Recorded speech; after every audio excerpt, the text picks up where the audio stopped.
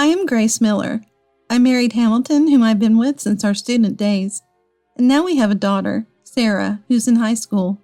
We're a family of 3. We're not wealthy, but we live a reasonably happy life. Hamilton has been on a work assignment alone for several years now and rarely comes home. Still, he never fails to contact me daily through WhatsApp and always sends gifts on anniversaries. Even from afar, he never forgets about me or our daughter. That's why I've always been grateful to my husband, working hard alone in a distant place. But lately, I've felt a bit of coldness in his attitude. It was slight, but it was bothering me. Recently, a birthday present for our daughter arrived from him. Sarah was overjoyed, and I was very happy too. That night, I reported this to him over the phone. "Hey Hamilton, Sarah was incredibly happy with the present." "That's good to hear." His reply felt a bit indifferent, but I thought he might just be tired from work and tried not to worry too much. "But you know, if you had been here to give her the present yourself, it would have been even better. You haven't been home for months. Sarah doesn't say anything, but I think she's feeling lonely. I'm lonely too." I gently conveyed my true feelings like this. However, his reply was still very cold and curt. "Sorry, I can't make it home easily, but I'm sending enough for living expenses to the bank account, so you shouldn't be having any trouble, right? I'm busy with work here, so please don't be selfish and cause me trouble." With that, he hung up the phone, unilaterally. I worried if I had made him angry. He's working hard alone, far away. This solo assignment won't last forever. I decided not to complain anymore until we could live together as a family of 3 again. Several months passed since then. Hamilton's absence from home continued as before. But something had changed. The daily WhatsApp messages he used to send stopped coming altogether. When I called, he would say, "I'm busy," and hang up quickly. I started to feel a growing distrust towards my husband. The school went on summer break, and my daughter, who's been working hard at her part-time job, said to me, "Hey Mom, next week is Dad's birthday, right? I've saved up for my part-time job, so I want to give him a present. What do you think would be good?" My daughter, wanting to give her father a gift with the money she earned from her part-time job? I felt very happy about her growth. "Whatever you choose, Sarah, I'm sure he'll love it. A present with the money you worked hard for? Hamilton will definitely be happy." "Do you think so? Mom, will you come with me to pick out the present tomorrow?" My daughter asked, a bit shyly. It reminded me of how she's still a child in some ways. A gift from my grown-up daughter. I'm sure my husband would be delighted.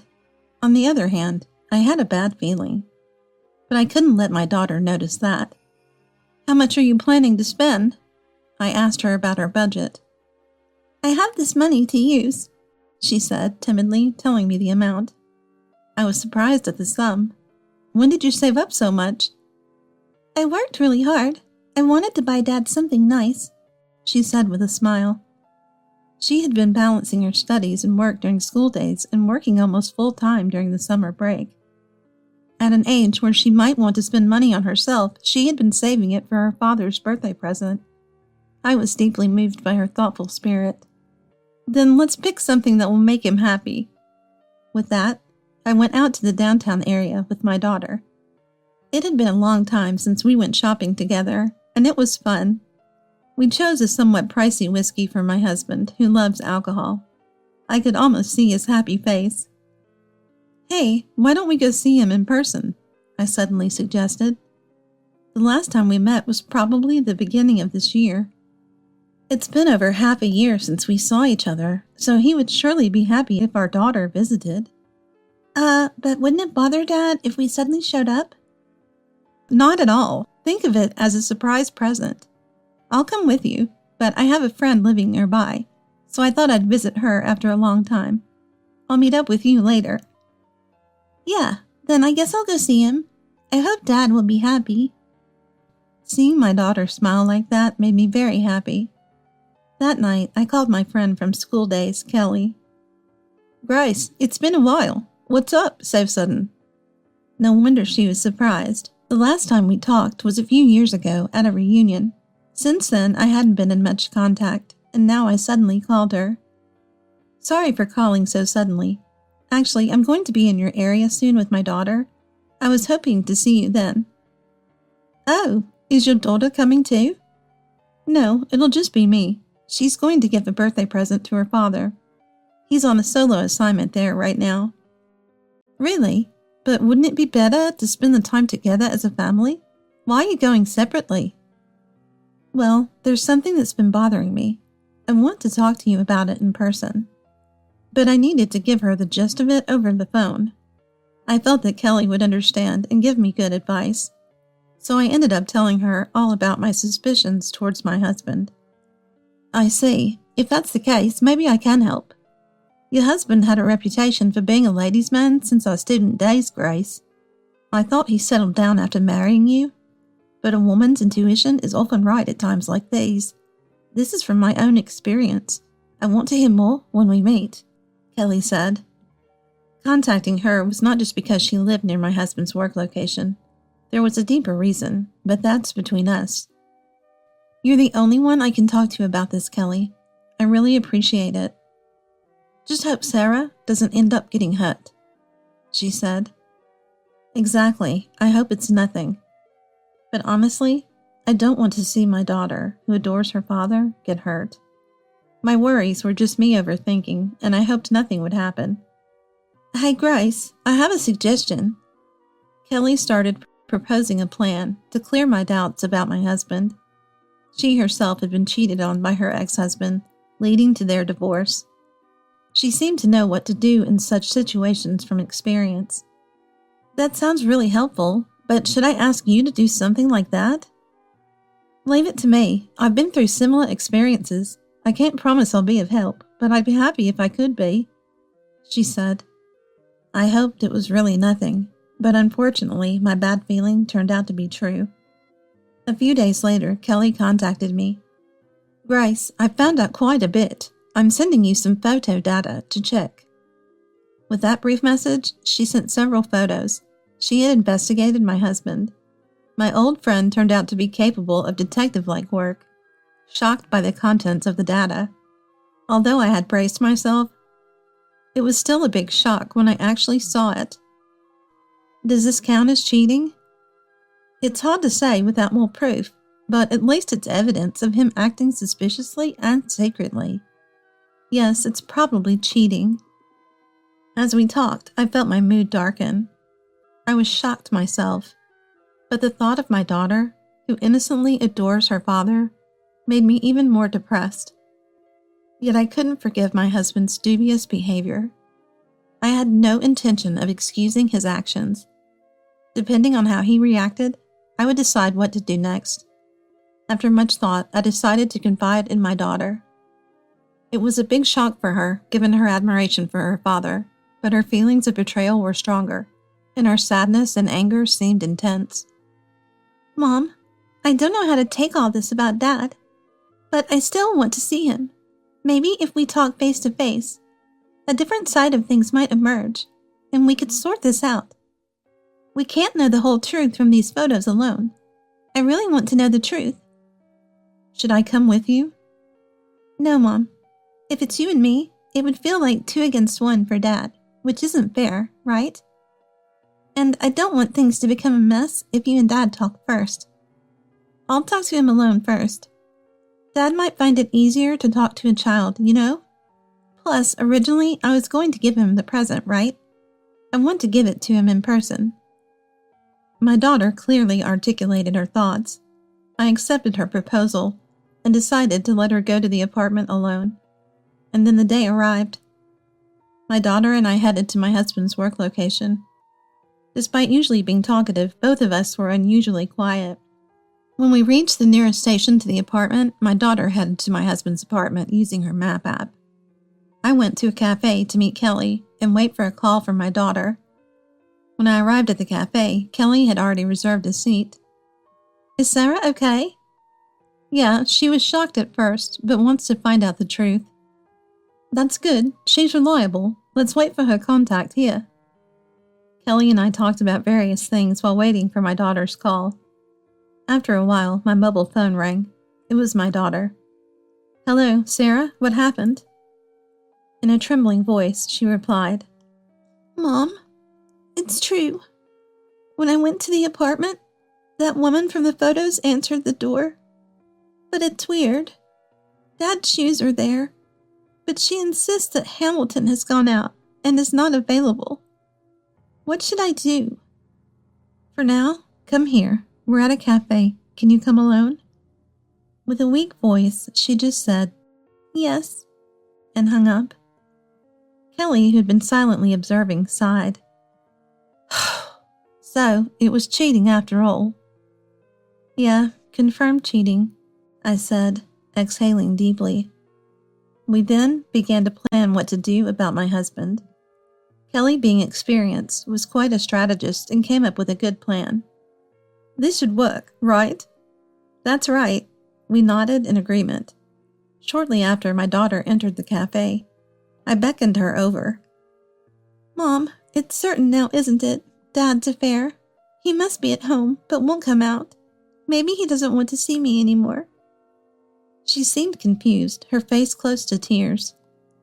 "That's not it. Probably he was ashamed to face you after his affair was exposed. That's how much you mean to him, Sarah.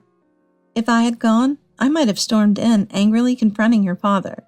But Sarah, you're kind," I said, patting her head. "That woman said Hamilton isn't here, right?" "Yes, that's what she said." "Then why don't we make it so that Hamilton is really not in our lives?" I suggested, and my daughter looked puzzled. "What do you mean by making him not there?" "Well," I explained to her the strategy Kelly and I had discussed. She understood and agreed. When we got home, we quickly started preparing to put our plan into action. Let's really make it a family without my husband. Thanks to Kelly's arrangements, we smoothly decided on a place to move to. We used the money my husband had been putting in for living expenses and some money from another bank account I had. He wouldn't expect such a large sum to be withdrawn at once, but since he was at fault, he'll have to accept it. We left only my husband's belongings in the house and secretly moved. It was weeks later when my husband finally contacted us. As soon as I answered the phone, he furiously yelled, "Almost all the money in the bank account is gone. What's going on?" Ultimately, he could not measure me and my daughter in terms of money. I felt oddly detached. "There were some things we needed here. I'm sorry about that. But thanks to you always transferring the living expenses, we were saved. Thank you as always." I feigned ignorance, expressing my thanks as usual, though my heart wasn't in it. "Well, if you needed it, that's okay. But next time, consult me in advance, okay? It's shocking to have such a large sum withdrawn suddenly." A man secretly cheating, yet having the nerve to say such things? I felt anger rising within me, but I made sure not to show any of it. "Sure, I'll make sure to consult you next time," I said. "That's good. I finally have a long weekend coming up, so I'll come home for the first time in a while. Let's talk about various things then," he said, ending the call. Of course he has a lot to talk about, but if he thinks he's in control, he is mistaken. "Right," I said mischievously to my daughter. "Your dad is coming back this long weekend." "Really? Then it's finally time," she said, smiling playfully. "I'll be back on the plane, arriving after lunch." A message from my husband appeared on my mobile phone. My daughter and I returned to the house where we used to live as a family of 3, to observe my husband's behavior. The house, now without us, only his belongings remained. The happy memories of the 3 of us were no longer there. "Dad's here," my daughter, peeking outside, exclaimed. We both hid quietly. "I'm home," said my husband, cluelessly entering the house. "What? Why? No luggage. Grace? Sarah? Are you not here?" His bewildered appearance was so funny that both my daughter and I couldn't help but laugh. When we appeared in front of him, we tried to cover up. "What? You were here? don't scare me like that. Why is the house so tidy? Did you clean up? Just tidied up a bit, but why don't you come in first? I urged him. Entering, he dropped his bag in shock, seeing the orderly living room and kitchen. What? Why? The cupboard's gone. The TV. But only my stuff is left. He was utterly confused. Watching him flustered was quite amusing. Hamilton, there's a present for you, right, Sarah? My daughter nodded and took out a wrapped gift. Yes, you know, Dad, I went to your apartment on your birthday to give you this present. I bought it with my part-time job money. She held out the wrapped bottle of liquor. Is that so? Thank you. He awkwardly tried to receive it, but my daughter quickly avoided and moved it back in her bag. His confusion deepened at my daughter's subtle defiance. That day you were in the room, right? You knew I was coming, so why pretend you didn't? My daughter glared sharply at him. His expression betrayed his inability to hide. Some woman answered the door and said you weren't there. What does that mean? She questioned him calmly, and he couldn't hide his panic. No, I don't know any woman like that. Maybe? My husband stuttered, seeing his pathetic appearance. I was utterly disillusioned. It's impossible you don't know, right? Because she was in your room, and she even mentioned your name, saying Hamilton is not here. Isn't it strange that you claim not to know her? My daughter continued pressing him, and my husband looked utterly perplexed. That is, she is someone from work, a work-related person. He tried to make a strained excuse, but my daughter wouldn't let it pass. Don't lie. Just a work person wouldn't come to a married man's house on a holiday and be alone with him, right? Were you cheating with her, Dad? That's despicable. I can't forgive you. She angrily confronted my husband. Cheating? I wouldn't do such a thing. You can't just make me out to be the worst without evidence. There is evidence. Now it was my turn. I showed him the photos Kelly had gathered, showing him walking closely with a young woman, smiling affectionately, and entering his apartment with her. There were 3 pieces of data. The 3 pictures clearly showed his involvement with this woman. With these photos and the suspicious behavior of the woman when my daughter visited the apartment, the evidence of his affair was overwhelming. What's this? When were these taken? My husband's face turned pale. I continued. Hamilton, Sarah and I believed you were working hard at your solo assignment. Even though you weren't coming home, we thought you were just busy with work, never suspecting anything. Such a terrible betrayal, right? To think you were cheating all this time behind our backs. I'm disappointed in you. So we decided that you are no longer part of our family. We don't need someone like that in our lives anymore. This is how I feel, Hamilton. I handed him the divorce papers I had already filled out my part on. Just so you know, I will be claiming compensation. Let's discuss the future with our lawyers. Goodbye, Hamilton Miller. Bye, Dad. My daughter and I said, leaving the house. Wait, Grace, Sarah, listen to me. Left behind, my husband called out pitifully, trying to stop us. But neither my daughter nor I looked back. Afterwards, my husband tried to contact me multiple times, but I ignored all his attempts. Kelly, with her extensive connections, found a good lawyer in my hometown. Thanks to her, the divorce negotiations settled in our favor. It was only natural for us to demand compensation, as his affair was the root cause. Initially resistant, he eventually relented and signed the divorce papers. He probably thought about divorcing after his affair was discovered by our daughter, but our preemptive action threw off his plans. After the divorce due to his affair with a colleague, my husband's reputation at work plummeted, and he lost his prospects for advancement. He became alienated from his coworkers and felt compelled to resign. His subsequent job search didn't go well, and even the woman he had an affair with abandoned him, leaving him in a sorry state. With the compensation payments looming, his future looked difficult. But as he was no longer family, it was no longer our concern. As for my daughter and me, I, who had been a housewife for so long, faced uncertainties about the future. But Kelly provided heartfelt support. She had also been through a divorce. She had struggled with a cheating ex-husband, but she had moved on. As she cheerfully recounted at our reunion, she shared her secrets of recovery with me. My daughter and I now live in a woman-only share house Kelly introduced to us. It's full of people with their own stories. We don't intrude on each other's privacy, but we're there to help when needed. I stayed here after my divorce too. The owner is a friend, so if you need anything, let me know. I want to help as a fellow single mother with a divorce history," Kelly had said with a smile.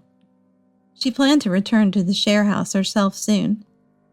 Through the share house community, I found a job at a small publishing company.